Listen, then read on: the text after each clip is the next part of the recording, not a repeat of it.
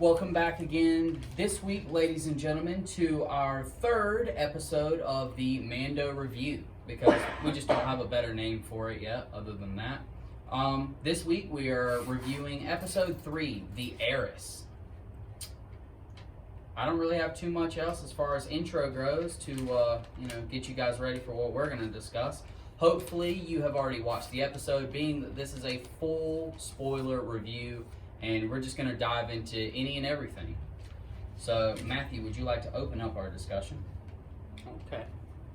Well, the first scene you actually see is them coming into the System. limping into the system, and then trying to crash land on the plane, on the landing pad is what I was meaning to say. And I really like the fact that they've actually shown a crash landing in a normal situation is what I'm meaning. You know what I mean? Yeah. It's just like somebody didn't get shot down. This is like a ship malfunction and causing you to have. Yeah, and also as well, it was just in a populated area. And I know in episode 3 the whole Coruscant thing with them taking down General Grievous's flagship, half of it was crash landed on Coruscant.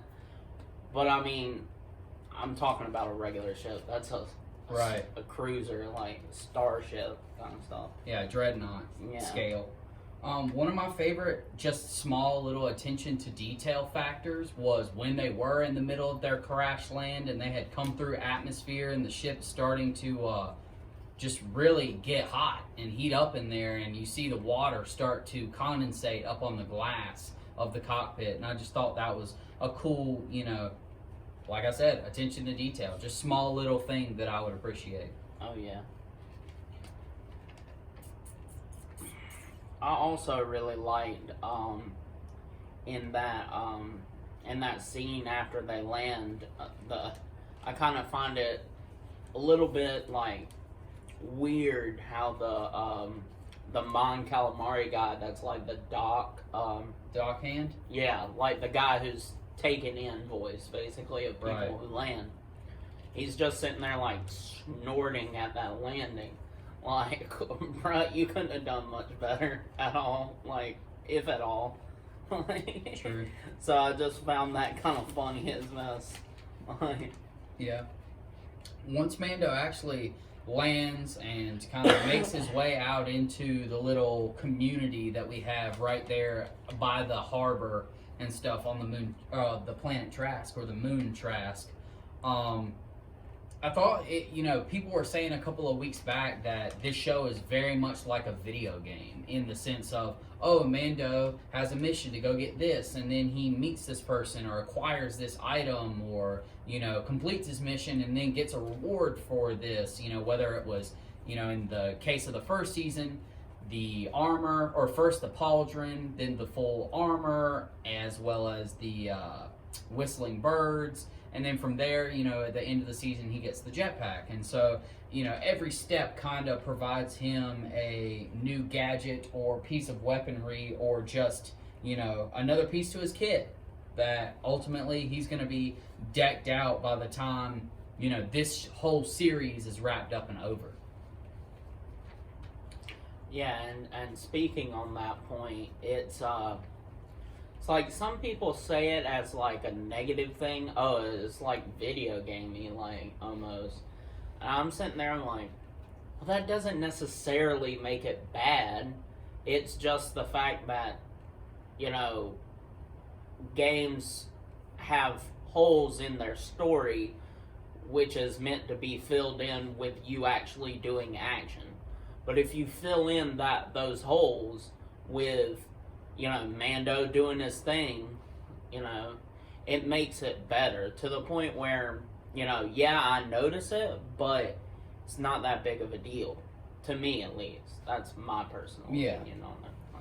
And really the example in this episode that we got of how this is very much like a video game is when the frog lady ends up getting reacquainted with her husband, and you have that kind of heartwarming, wholesome moment in the episode right there at the very beginning before we do get into all the action and the cool, revelation of, this new character to live action. I like how the frog husband or the frog man was just like, yeah, go over there in the inn. You'll be able to figure out information over there. And that to me, especially with one of our friends, really incorporating like Dungeons and Dragons into our friend group a lot more recently, I've been thinking, oh yeah, well the inn is, that typical spot where you go to procure your information or, get a new assignment and all that sort of thing. So I thought it was kind of cool how, the frog husband was like, yep, go over in the inn, you'll find your kind, or you'll find someone who can point you in the right direction. Mm-hmm. Yeah.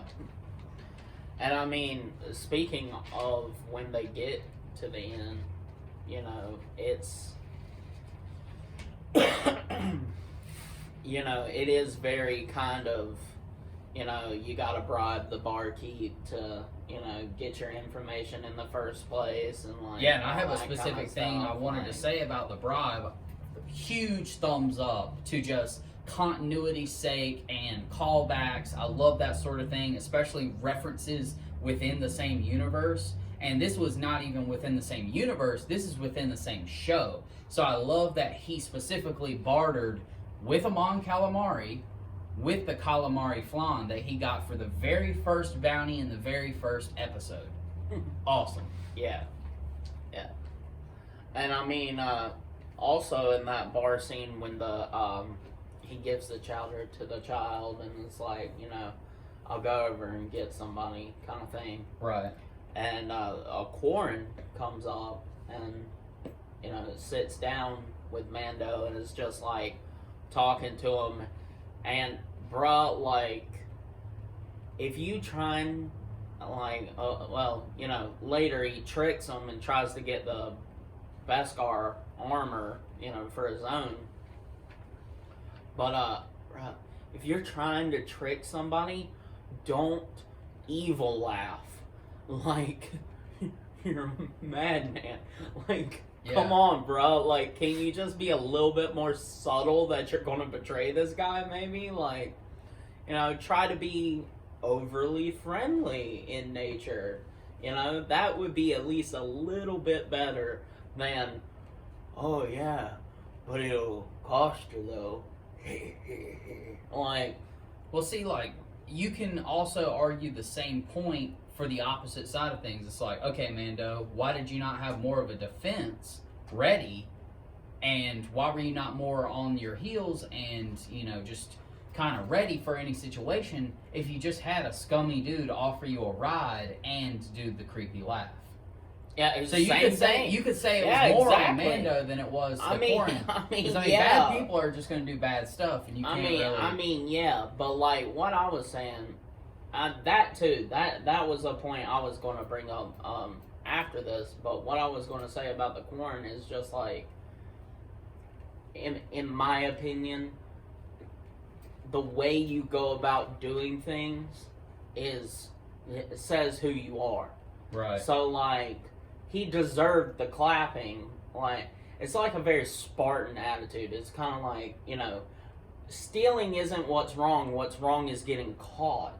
So, like, yeah. Like, if you're going to do something bad, at least do it to a good enough point where it's not going to bite you in the butt later, is what I'm saying. Right. I agree with that. And then they kind of transition after that little laugh scene, and they are actually on the boat. We get a little cool sample of the Mandalorian because it doesn't play the full sound, or like it plays basically like the little chorus and only one iteration of the chorus. But then we transition to on the boat, and the Quarren are like, "Oh yeah, have you ever heard of a mama core? You ever seen a mama core eat?" And he's just like, the child might be interested in it, blah blah blah, and they walk over to the gate, and I'm just sitting there thinking the whole time, even though I didn't actually think that anybody was going to knock him in, and I didn't think that, like, the mama core was going to come up out and, like, you know, lizard tongue, you know, the side of the little baby carriage and, like, pull him in or anything like that. I didn't know what was going to happen, but just know that my spidey senses were blinging off. I was like, oh, well, something bad's going to happen. I mean, first off, my spidey senses were going off about some ravenous monster that eats meat. Oh, yeah, have you ever seen one eat? Like, you should watch quite a sight. Like, bruh, how stereotype of an evil villain can you get? Like... Well, they were just supposed to be there as, like, I mean, yeah, blaster but it's, fodder. Yeah, I know they're blaster fodder, but it just tickles me pink when I see something like that. It's just funny. Yeah. The next thing that I have is, like, the next thing I have for that scene is the huge thing. So, yeah. Do you have anything between that and... Nah. Okay. So, then, out of nowhere, after the child gets knocked into the little cage, or knocked into the reservoir where they're keeping the mama core, I assume, he gets eaten, the child gets pulled down into the water, down into the belly of the mama core, and Mando, honestly, another critique, and this is a bigger thing on Mando, is like, dude, if you were just in the belly of a freaking greater crate dragon, and you felt confident, you know, getting out of that situation, then I think you should have just immediately, as soon as the child's little pram or whatever was hovering over the water, before he even got eaten, you should have jumped into it. And if both of y'all got eaten together, oh well, you know, at least you can cut your way out, or, you know, do what he did the first time and electrocute his way out. Yeah, I guess. He had all his weaponry. He had he had the rifle and everything. But as well as that, as to, you know, and he did pretty much, like, right after it was knocked in, he acted quickly for someone who was taken off guard. Yeah, I was about to say. For someone who was taken off his guard, he acted a normal reaction time, in my opinion. You know, I'm not saying that, like, again, we pointed out, he should have been more on his guard. There were a lot of places where, like, hey, man, like, you know, these guys are less than reputable characters. You should stay on your toes and not get too close. Like, keep your distance, like, you know, do the whole bubble thing, you know, it's like... Yeah. You know, but at the same time, so, you know, it's just... Right. That same point, again, is just like, you should have been on your toes from the beginning, but since he wasn't, I believe he did as good a job as he could have done. Because once he went in, he was trying to just grab for the child. And then he was like, oh crap, like, let me come back up for air because I can't breathe underwater. Yeah. And then, you know, like, all that kind of, you know.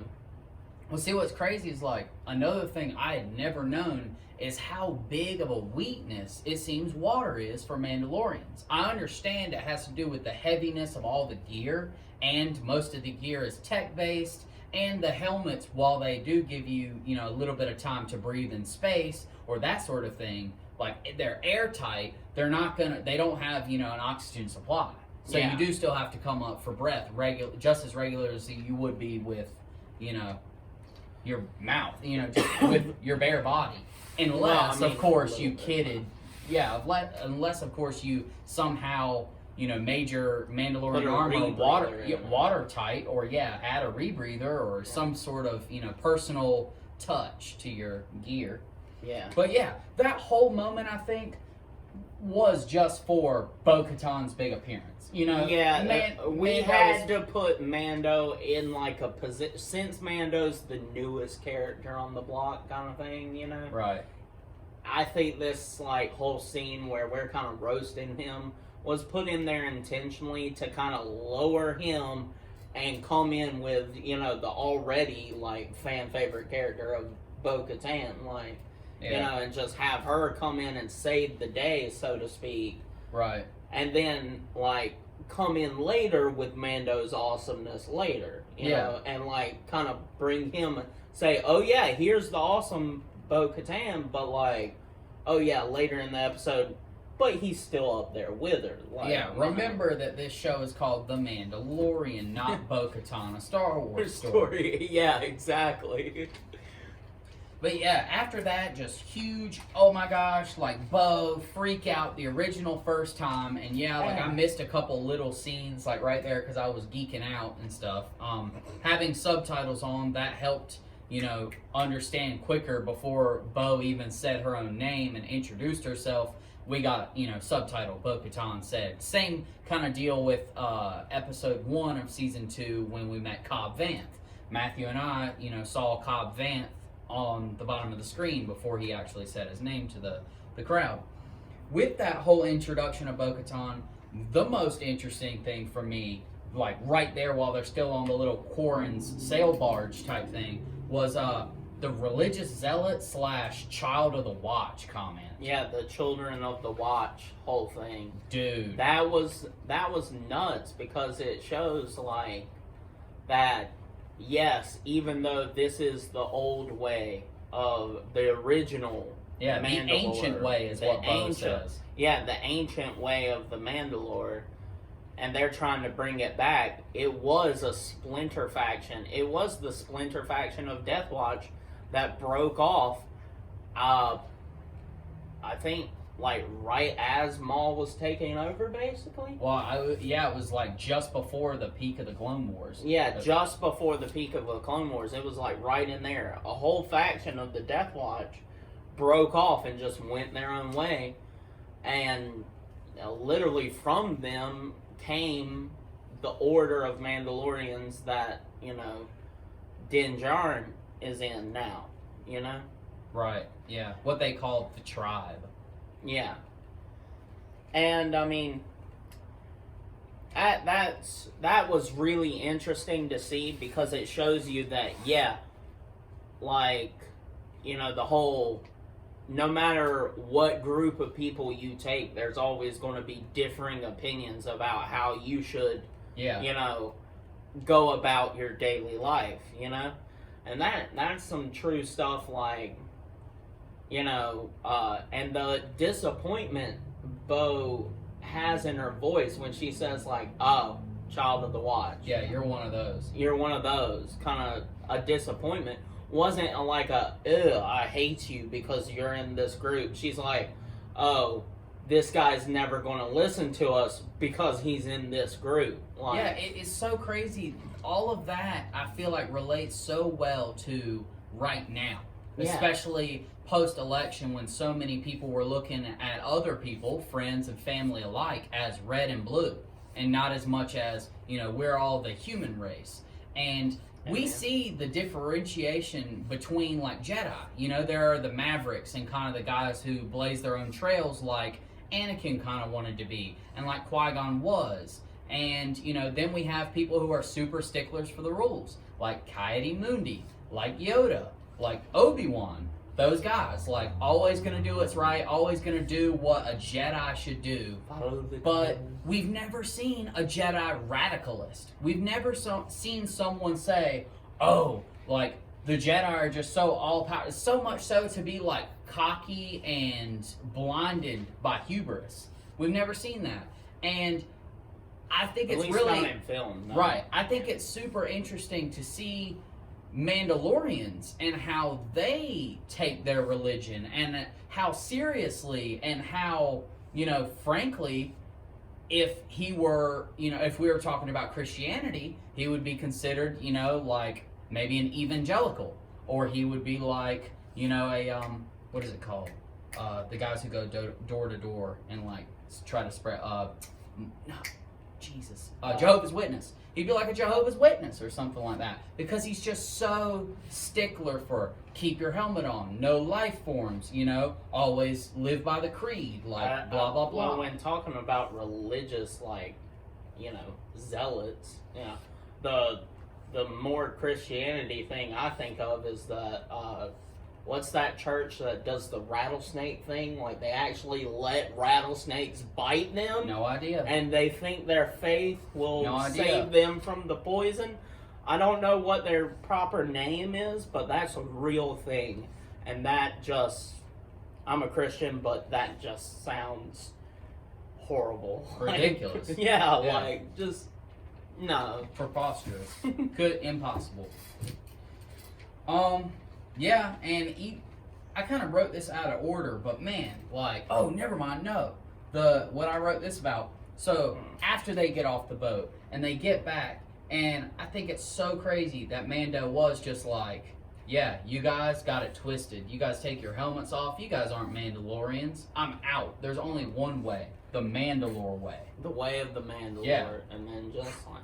And then jetpacks away. Says, bye guys, I don't need y'all. That is an ancient way of the Mandalore talking. Like, they didn't... When the first splinter groups in Legends, when the first splinter groups of the Mandalorians started to form, they were looked at as trash by the main group of Mandalorians, and were even hunted down and killed by the main group of Mandalorians. That's wild. Also, one thing that I had that I wanted to put in here really quick is that whole thing about the boob armor. The boob armor. I mean, it doesn't even matter to me. I mean, it's made for blaster bolts. You know what I mean? Well, you know, that was my point I wanted to make about it. It's made for blaster bolts. It's not meant for like swords or arrows or anything like that. So like, you can have it in any shape you want, and it still be 100% effective. Right. You know, I could make it look like a dragon and just put it on my chest. You know, still work. Like, so, don't take everything too seriously. It's sci-fi. Yeah. Or and science. I was about to say, and like, that was something that was kind of taken to the internet out of context, I feel like, for most people, and a lot of people who were talking about that were just looking for something to get attention or just to honestly complain about. Yeah. It doesn't matter to me ultimately because I didn't even notice it. Honestly, until that one scene where Bo extends her hidden blade and is about to walk into the Gozanti class freighter and like stabs those 3 stormtroopers and stuff, when she kind of makes that pivot and like the sheen of like the room or the hallway is like glancing off her chest, I could see like the 2 like humped marks, like obviously for her breast. But like, I went back and watched Clone Wars, I went to Rebels, and I looked at Bo, and I looked at Sabine, and like these other like females, and like Ursa Wren, which was the mother of Sabine, and like none of them had any, like all of their armor was flat. And obviously I know those are kid shows, but and they're animated, so like you're not gonna focus on, oh yeah, like let's make sure it looks like they have boobs, because like kids don't care about stuff like that. And, you know, the only reason adults do is because they're either pervs or they're like us and are super into, like, that's not canonically correct, or, you know, that's kind of crazy. Like, how would you ever get, like, a woman in that, you know, that man's armor? Realist. Yeah. Like, realist. Right. Yeah. But after they end up, like, parting ways, you know, Bo and Costa Reeves and Axe Woves end up, like, you know, jetpacking off, and Mando goes his own separate way. He runs into the brothers of the Quarren who were on the ship, who ended up, you know, messing with the child and trying to steal the Beskar and all. And I really thought Mando was screwed there too, because he had just kind of spat in the face of his fellow brethren just, you know, like a minute before that. And so I'm like, oh, right when you need help, you're not going to get help. But you know what? People say, do as I say, not as I do. So, you know, Bo's not gonna just give back that negative, you know, unhelpful energy that Din was originally giving off. You know, she's gonna do the right thing. She wants to be the ruler of Mandalore, and she wants to, you know, help the Mandalorian people. Right. And I mean, that's the thing, like, later in the show, you see her saying, like, her whole goal is to do that. And Mandalorians are stronger together, all of us. Like, and she was meaning the children of the Watch as well. Just saying, like, we need to unify again and have, you know, some unity, because we are, no matter what we end up doing, we are stronger together, and that's facts. Yeah, for real. Yeah, that was really powerfully said when she said that. Another, like, I've got, my next two things are both quotes. One from Bo and one from Din. And this is while they're on the Gozanti freighter. So do you have anything before we're, like, on the freighter that you want to talk about? Because I don't want to skip too far ahead. No, my next points are just about, like, there's one point about, while they're fighting their way in, Okay. and then one point about, you know, the ending of that whole confrontation. Got you. Well, then I think your, like, first part will be before mine, because mine's, like, after they've secured the cargo area, Yeah. before they Yeah. like, go in for the rest. Yeah, well, what I was wanting to talk about with that was, the way they're just efficiently going through. Is literally 4 Mandalorians, well-trained Mandalorians at that. Versus probably 10 times the amount of stormtroopers. Yeah, 10 times, at least 10 times the amount in stormtroopers. And I heard over the comms, it's like, how many are there? And then Seems to be 10 or 12. 10 or 12, yeah. So, like, 3 times their actual numbers is what you thought their numbers was, or were. Sorry. Yikes. Yeah, I know. I'm sorry. I'm tired and hungry, man. Oh, I know. Anyway. Yeah, so just the fact that they are, like, skilled enough, just all 4 of them. Clinically, like, cleaning this shit. Yeah, literally cleaning, because it's just so simple to them. Yeah. Like, I love it. So my quote was, like I said, this one's from Bo, and I feel like there's so much more that you have to read into this quote, because she says, "We take the ship for battles ahead, or for battles to come." That, I think, speaks volume, coinciding with what Matthew said a minute ago about how Bo said, we're stronger together, like, we need to reunite, like, her goal is to take back Mandalore and to seat a new Mandalore, as in the title, as in the king or queen, like the leader of the Mandalorians. So I could totally see, and a lot of people are speculating about this online, is with Disney Plus or with Star Wars, Lucasfilm, talking about how they plan on doing kind of a Disney Plus, almost MCU type crossover. Yeah, this character can show up in this show, and this character shows up in that show, and these are all linked together. And we have, you know, maybe we'll have 3 or 4 different shows, or 3 to 5 different shows, and they all link up for just this one movie that would be like 2 hours and 45 minutes of the retaking of Mandalore from the Empire. Could you imagine seeing Bo-Katan, Din Djarin, the Child, Boba Fett, Ahsoka, all on the same team versus like Moff Gideon and the Empire? Or the Imperial Remnants. Right, of the Imperial remnants that are on. And I mean, like, that could be like part of what was going on with like Operation Cinder too. Yeah, Wasn't that yeah. at the same time? Operation Cinder happened right after Palpatine died. So like right at 6. So it would have been Cinder would have been in operation for at least 10 years at that point. Okay, well then they could catch the end of it then. Yeah, definitely. I mean, I don't think it's implausible.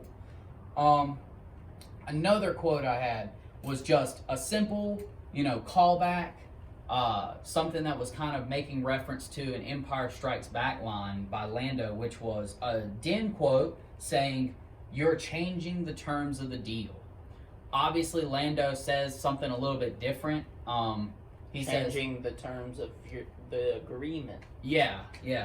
And so it's a little bit different, but I'm pretty sure that was just changed enough to, sound new, but at the same time make that reference, and for fans that are diehard like the two of us, have that kind of bridge to get you, in that ballpark of thinking. Do you have anything else that you'd like to bring up? Yeah, my point about the end. Yeah. Well, like at the ending, like right before they actually get into the cockpit and are able to save the ship, and stuff, like take the ship, basically, is the Moff Gideon shows up on the holoprojector, and it's like, oh, if they've taken that much of the ship, you know what to do. Long live the Empire. And he's like, long live the Empire. Guy guns down both the pilots, hops in the seat, and just goes straight nosedive, like kamikaze, because he's like, and that shows you just how desperate the Empire is in this stage, like in this time period. I didn't even think about because, like, you know, Imperials would never do that normally. Yeah, if anything, they'd be looking for an escape pod. Yeah, they'd be looking for an escape pod, something. You know, they know prisoners are treated more or less fairly in the New Republic / Rebellion sector. Yeah. So they're more likely to surrender with their lives, you know. But no, not. It shows you how desperate they've become. It's like, this is just straight up, like, only the zealots are left, basically. Yeah. You know, only the most staunch supporters of the Empire are left in these Imperial remnants. Yeah. True that. Just before they actually break into, like, the bridge and, like, the control room, and like Matthew says, they, you know, save the ship and all that. Dude, one of my favorite scenes, just as far as, like, a pure action and, oh my, what's gonna happen type moment, was, I thought Din, you know, just pulling those 2 detonators and arming them right there in the little, like, alcove hallway type thing they were kind of hiding around, and then he said, cover me, and just goes to run out, and he's taking, you know, 3 or 4 blaster bolts to the head and, you know, chest and stomach and thighs, and pretty much anywhere where he could have gotten lit up and still be fine, he got hit.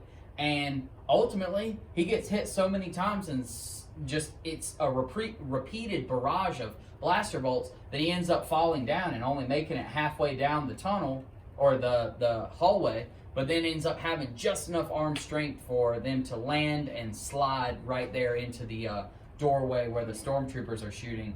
And I just thought Din was an absolute beast for tanking all those blaster bolts. Yeah, because the other, you know, what people would refer to as real Mandalorians. The true Mandalorians. Yeah, the real Mandalorians were being little bitches. Hey, I mean, I don't know. Maybe Din was just like, hey, I gotta prove to y'all, like, how brave I really am. Like, maybe he like was that. trying to be like a little bit of like, yeah, I might not be from the same faction as you, but, you know, doing the gorilla pound on your chest kind of thing. It's not a, like, I'm gonna fight you, but it's a sign of I'm strong too. So, like, right, you know, give me my respect, you know. Yeah. And Bo does say, like, after they, you know, end up taking the whole area, and she looks back at him, she says, your courage won't be forgotten.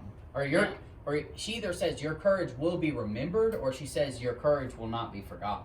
One or the other. I mean, they mean the same thing. And she was like, you will all, or, you know, if you basically decide to join us, then you have a place here. Yeah. Like, it's like a mutual respect too. Yeah. At the end, when, like, she says this is the way, and he actually returns it. Yeah. You know? Both in a sincere way, keep in mind, because Bo-Katan did kind of say it in a really, like, like, kind of a teasing, kind of jabby way of, like, you know, this is my way. Right. Kind of thing, like, you know, I'm going to do what I'm going to do. If you don't like it, well, there's the door. And you know what? It's kind of crazy. I think a couple of OG fans will like this, and maybe consider this if you watch the episode again. But I got super Leia vibes there. Like, because this is, if you keep in mind, this is basically a Mandalorian princess. I mean, she's been in royalty her whole life. She's probably gotten her way most of her life. So, I mean, yeah, I kind of got, like, badass female character, like, spunky vibes when she said it sassy back to the Mandalorian. Well, it's like a warrior princess instead of just, like, Leia's portrayal of an actual, like, diplomatic. But she's still a badass, because she would get with the blasters and all that. Yeah, but at the same time, it's a lot to a lot lesser degree. Definitely. Is what I'm saying. Yeah. Because, you know... coming from a warrior culture yeah, you're versus coming from a culture of pacifism. Yeah, like, you know, and even though Bo-Katan was in a pacifist version of the Mandalorian culture, she broke away from that because she didn't believe that was the right way to go. You know? And that was only part of her life, too, because that was only once Satine had become Duchess that she enacted that. Before that, they were just kind of... They weren't extreme, kind of like Old Republic Mandalorians, but they also weren't like pacifism during the time of the Clone Wars. They were just regular Mandos. Like, we're warrior culture. That's just what we do. Yeah. And I only have one more thing, and you can see what that is, and like see on your page kind of how that's the only thing I haven't said yet. I have something after that's revealed, so... Okay, so you want me to do that? Yeah. The last thing that I have on my paper that I want to talk about was the, when Bo finally does, like, you know, tell Din where to find the Jedi. The Jedi is actually revealed to be Ahsoka. And so many people were hyped. That's another thing that just made this episode so much more meaningful and interconnected to the larger Star Wars story that's being told. And another great thing is this is a larger Star Wars story that's being told outside the Skywalker saga and outside that bloodline. But I really like how she tells Din to, you know, go look for Ahsoka Tano, and you'd be able to find her on the city of Caladan on the forest planet of Corvus.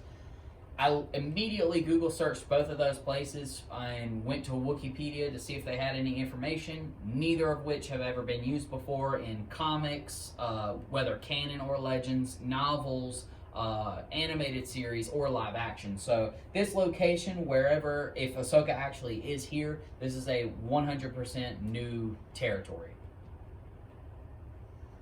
Yeah. And my last point was going to be like right there at the last scene when they're leaving and stuff.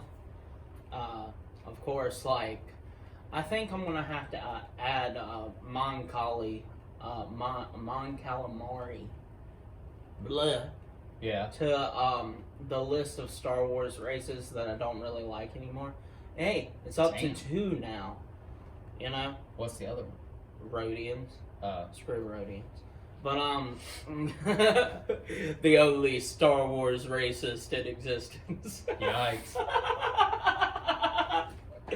But yeah, Mando's like cursing under his breath, and I thought it was funny as mess when he's like, Mon Calamari, just looking when he gets at back in the repaired ship? Yeah, he's just like, dang fish people, like, he's being...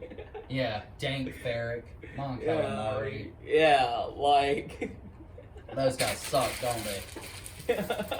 But anyway, this was a fun podcast to do, or not a podcast, because we're not actually, you know, this is just a YouTube video. But, yeah, I was about to say, I'm so used to saying podcast. This was a fun YouTube video and an even more fun review.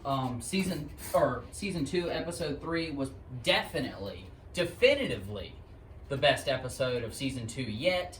And, you know, more than likely, my guess as far as where the next episode's going to go, I don't think it's going to be an Ahsoka debut. I think an Ahsoka debut will be episode 5 of this season, so the equivalent of chapter 13. I think Dan will probably see Cara Dune and Greef Karga next week. That's my guess, because my whole analysis of the situation and of the trailer for season 2 was that all the scenes that we got in the trailer for season 2, the second one, the full-length one, was that all of those scenes you see in the trailer are from the first 4 episodes of the TV show. So the first half, we kind of have, you know, little sneak peek here, sneak peek there, but the whole back half of the show, you know, chapters 13, 14, 15, and 16 are going to be all new content, completely unseen, and it's going to be super entertaining. I can't wait. Yeah. And I mean, of course, he's got to get his ship fixed better. Oh yeah, like, you know, back to mint, or as close to mint as we can get. As close to mint as possible, because did you see that takeoff? It was like... Yeah, it's going to be a bumpy ride, but I know where I'm taking you. Yeah, like, you know, I would get my ship kitted out first, like, before I even tried to go to some far-off forest planet or whatever. Facts. That like Ahsoka's been Hanging out on. chilling on for like however. I mean, for all we for know, like a year maybe. Yeah, for all we know, she could have been doing like a Dagobah type deal and be out here like Yoda, just practicing on getting more closely in tune with the Force. Yeah, maybe. Overall, what would you rate this episode? Definitely 8.5. I was about to say, so the first episode, I gave an 8.5. The second episode, I gave a 7, because comparably to episode 1 of the second season to episode 2 like wasn't nearly as good. But we understand that was just a transition episode, kind of how we assume next episode will be. Yeah, but this episode, the only way I'm going to get higher than a 9, because that's what my rating is for this one, is a 9. The only way I'm getting higher than a 9 is if we have Ahsoka on screen doing something awesome, and I see the prices of comic books and, you know, her pops and just all this stuff like going up through the roof and people are raving about her and, you know, just all of this stuff like just makes its full culmination into exactly what we want in one episode. Then I'll give a perfect 10. But otherwise, this episode I deem a 9. Do you have any closing remarks, Matthew? Stay fresh, people. Stay minty fresh, as Gin Mint Collectibles would say. Yeah, word up. We enjoyed it, guys. Later. Oh, that didn't work. I sniped Vader. Yikes. Snipe Vader.